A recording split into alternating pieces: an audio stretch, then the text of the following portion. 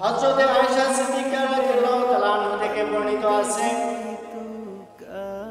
যখন আকাশে মেঘ বৃষ্টি ঝড় শুরু হয়ে যেত, তখন হুজুর সাল্লাল্লাহু আলাইহি ওয়াসাল্লামের চেহারা মুবারকে তাপ ফুটে উঠত।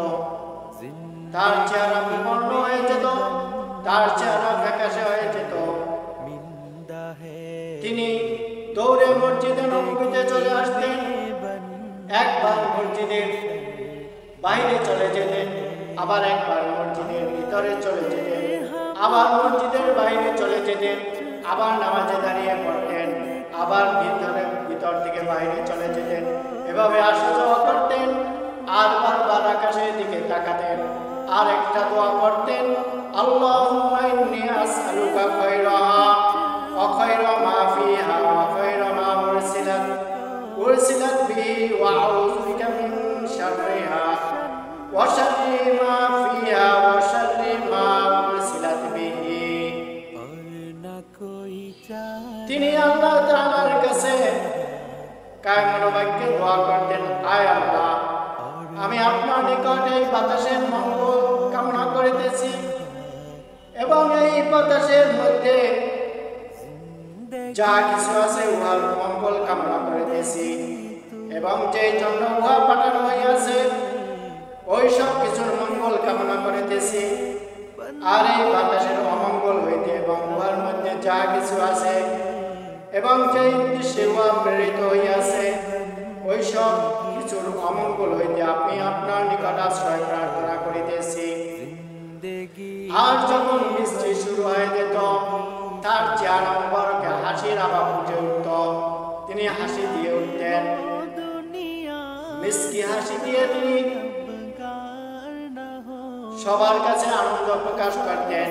আমি আরজ করিলাম, ইয়া রাসূলুল্লাহ সাল্লাল্লাহু আলাইহি ওয়াসাল্লাম, সব লোকই যখন মেঘ দেখে বৃষ্টির আগমন মনে করে খুশি হয়, কিন্তু আপনি পরেশান হয়ে যান, আপনার মধ্যে এক প্রকার বিচলিত ভাব দেখা যায়।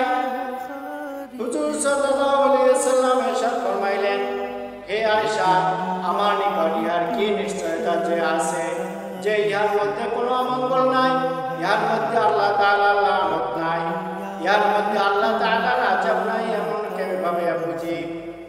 কওমে আদকে বাতাসের দ্বারাই আযাব দেওয়া হইয়াছিল, তারা মেঘ দেখি আনন্দিত হইয়াছিল, উহা হইতে আমাদের জন্য বৃষ্টি বর্ষণ করা, অথচ উহার মধ্যে আযাব ছিল। এই আযাবের কারণে তারা ধ্বংসপ্রাপ্ত হয়েছিল।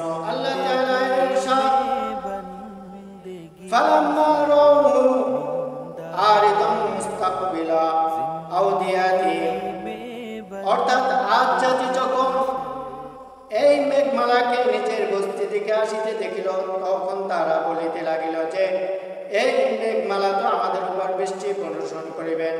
কিন্তু আল্লাহ পাক বলেন, না, উহা তো বর্ষণকারী নয়, বরং উহা তো আযাব, যাহার জন্য তোমরা তাড়াহুড়া করিতে, অর্থাৎ তোমরা নবীকে বলিতে, তুমি যদি সত্যবাদী হও তাহলে আমাদের উপর আযাব লইয়া আসো। ইহা একটি ঘূর্ণিবার্তা, যার মধ্যে যন্ত্রণাদায়ক আযাব ছিল, যা তার রবের হুকুমে পৃথিবী বস্তুকে ধ্বংস করিয়া দিবে। সুতরাং তারা এই ঘূর্ণিবার্তার ফলে এমনভাবে ধ্বংস হয়ে গেল যে তাদের বাড়ি ঘর কোনো কিছু চিহ্ন ব্যতীত আর কিছুই অবশিষ্ট রইল না। বস্তুত অপরাধীদেরকে আল্লাহ তাআলা এভাবে শাস্তি দান করিয়া থাকেন।